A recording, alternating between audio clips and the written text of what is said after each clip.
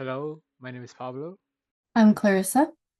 And I'm Elmer Trejo, and we're going to be talking about the transport of invasive species by cargo ships and its impact. So, how are invasive species transported by cargo ships, and how does that affect the environment? Cargo ships play a significant role in the global economy, but they also contribute to the spread of invasive species, which can have severe consequences for the ecosystems. There are several key ways in which invasive species are transported via cargo ships, and one would be through ballast water.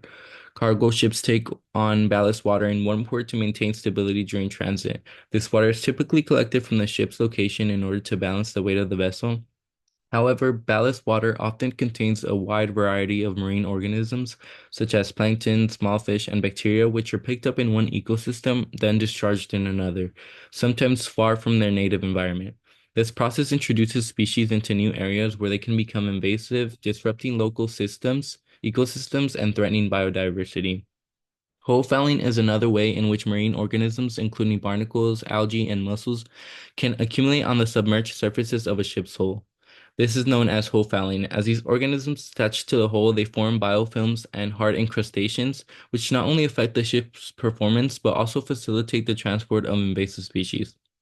So when a trip travels to different ports, these organisms can be dislodged and transferred to new environments, potentially outcompeting local species or altering the ecological balance. Cargo and packaging is another way, in addition to ballast water and hull fouling, because cargo shipments themselves can carry invasive species. Wooden crates, pallets, and other packaging materials are often used in international trade. These materials can harbor invasive pests, including insects, larvae, and fungi, which are then transported across borders. For example, pests like the Asian longhorn beetle or the pinewood nematode can be introduced to new areas, potentially devastating local forests and agricultural systems. And as for its environmental impact, the introduction of invasive species can lead to significant disruptions. These species may alter key ecosystems functions such as nutrient cycling, water filtration, and soil stability, processes that are vital to the health of the environment. Invasive species often outcompete native organisms for resources, and in some cases, they may introduce new predators or diseases, which can lead to the decline or even extinction of native species. For example, invasive plants can alter the structure of local habitats, while invasive predators may reduce population of native species, including important pollinators or fish. Cargo shipments of plants and plant products can also introduce plant diseases, such as virus and bacteria, which can cause large-scale crop failures, further threatening food security and causing significant economic losses. I did research on a study that uses cargo ship records to map out a network of routes for cargo ships between island ports and ports from other nations. Most of the time, cargo ship crews do not know that they're actually carrying invasive species with them, which allows the invasive species to travel across thousands of miles of ocean. And due to the high traffic of cargo ships pulling up to ports, they're considered invasive hotspots. And the study found that due to the high traffic, the likelihood of a species establishing in a new region increases. The management of these species are needed to prevent any harm to human health, the economy, or to the environment. On the right, there is a map detailing the several routes one port can have across the whole world. In addition to the management of invasive species, also try to learn more on what ways people are trying to manage these species. And one way is through prediction by the means of horizontal scanning. Horizontal scanning is the collection of data that will help create patterns to figure out what might happen in the future or what can possibly be predicted later on. And I describe it in this study. Uh, Researchers viewed cargo ships to be one of the most important ways of transport. So these researchers use horizontal scanning to predict what shipping routes have a higher chance for species to become invasive from. With the help of horizon scanning, it can help prioritize what marine species that should be considered more dangerous than others. And horizontal scanning is an important tool for policymakers to decide what policies should agriculture companies follow. This study I found on how seeds are able to attach themselves to refrigerated shipping containers showed that even though that they have been transported a long way and have been able to withstand hard conditions, their seeds were still viable and were still able to germinate in new locations. And and if one of these non-native species were able to reach in a new environment, they could wreak havoc. And it has cost the global economy $120 billion annually from the damages they cause and the efforts to control them. On the right, there is a figure from the study showing a simulation on how non-native seeds can be able to invade sites. And if you can see, out of the three, no, I mean, out of the four non-native species, three of them, even if if they have a low survival chance, if they just have a little bit of a escape rate that is higher than like 2.5, they will be able to invade around 1,000 sites. A case study was done on the Asian black spine toad in Australia. Researchers investigated the arrival, establishment, and survival of this toad to understand the role of environmental suitability in predicting potential impacts of introduction, which is crucial because invasive species like this toad pose serious environmental and economic risks. In this study, researchers used species distribution models, SDMS, combined with data from maritime and airline routes. By integrating these models, the researchers were able to identify high-risk areas for the toad's introduction, such as specific ports and transport pathways. They also looked at risks along trade routes in regions that could serve as entry points for stowaways. This approach helps predict where the toad might invade next based on both environmental and transport-related factors. The research done is important because this toad is considered a major biosecurity concern in regions like Australasia, Indonesia, and Madagascar.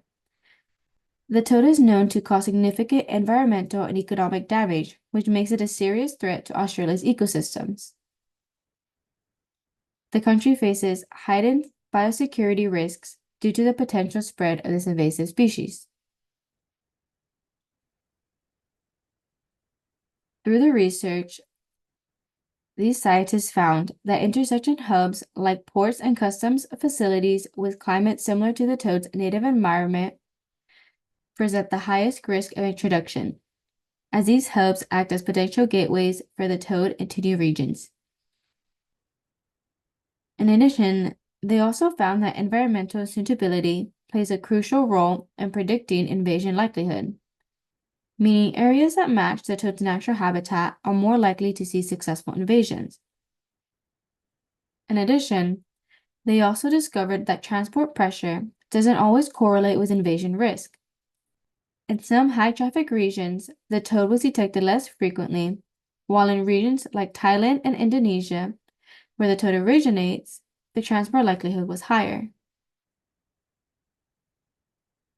The framework used in this case study can help identify high-risk areas for species invasions globally and help enhance strategies for managing biosecurity threats across different regions and different species. In the Caribbean, invasive species have been significantly influenced by human activity, primarily through intentional and unintentional introductions. Over the last 200 years, ornamental plants have emerged as the leading contributors to the invasive flora in the region. These plants intentionally introduced for aesthetic purposes or propagated and spread due to their desirable traits, such as rapid growth and adaptability, which also promote invasiveness. Most invasive species originate from tropical and subtropical regions of Asia, South America, and Africa, areas with climatic similarities to the Caribbean. The diversity of invasive flora include dominant families like Fabaceae, Poaceae, and Asteraceae. which are highly adaptable due to traits like nitrogen fixation, tolerance for disturbed environments, and competitive advantages.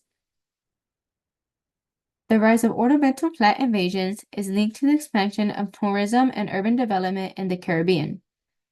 Resorts, gardens, and urban green spaces rely heavily on imported ornamental plants, particularly from Asia and the Americas, increasing propagule pressure, which facilitates naturalization and invasion. In addition, the globalization of horticultural trade has further exacerbated the introduction and establishment of invasive ornamentals, highlighting the role of the tourism industry and garden owners have in shaping invasive patterns. Invasive species threaten biodiversity, degrade habitats, and reduce the conservation value of natural ecosystems. Despite forest regeneration from agricultural abandonment, the demands of tourism and urbanization continue to contribute to habitat degradation and the spread of invasive species. Some management strategies to prevent ecological and socioeconomic impacts include implementing strict biosecurity protocols for ornamental plant imports by collaborating with stakeholders to regulate and enforce those biosecurity protocols. Secondly, management should prioritize the control of propagule pressure to reduce the overall likelihood of a species being introduced to high-risk regions. So, in conclusion, the movement of cargo via ships is a major vector for the global spread of invasive species with significant environmental, economic, and ecological consequences. Key mechanisms such as ballast water discharge, hoe fouling, and the transport of cargo and wooden packaging materials contribute to the unintentional introduction of species from one ecosystem to another. These species can thrive in new environments, outcompeting native organisms, disrupting food webs, and altering ecosystem functions such as nutrient cycling and water filtration. The economic impacts are also substantial, with invasive species causing an estimated $120 billion annually in damages and control efforts. Studies highlight that high levels of vessel traffic, particularly in ports, act as hotspots for species introduction. The increased movements of goods between regions creates networks that facilitate the spread of invasive species over long distances, sometimes thousands of miles. Additionally, studies use predictive methods like horizon scanning and species distribution models that can help identify high-risk areas, allowing for more targeted management strategies. Early detection and prevention are critical for mitigating the risks associated with invasive species. Managing ballast water, reducing hoe fouling, and implementing stricter biosecurity protocols for trade, especially in sectors such as ornamental plants, can help minimize the spread of non-native species. Collaborations among governments, shipping industries, and stakeholders is essential to developing effective policies and strategies. Ultimately, coordinated global effects focused on reducing the movement of invasive species and prioritizing biosecurity will be crucial in protecting biodiversity, ecosystem health, and economic stability. Thank you.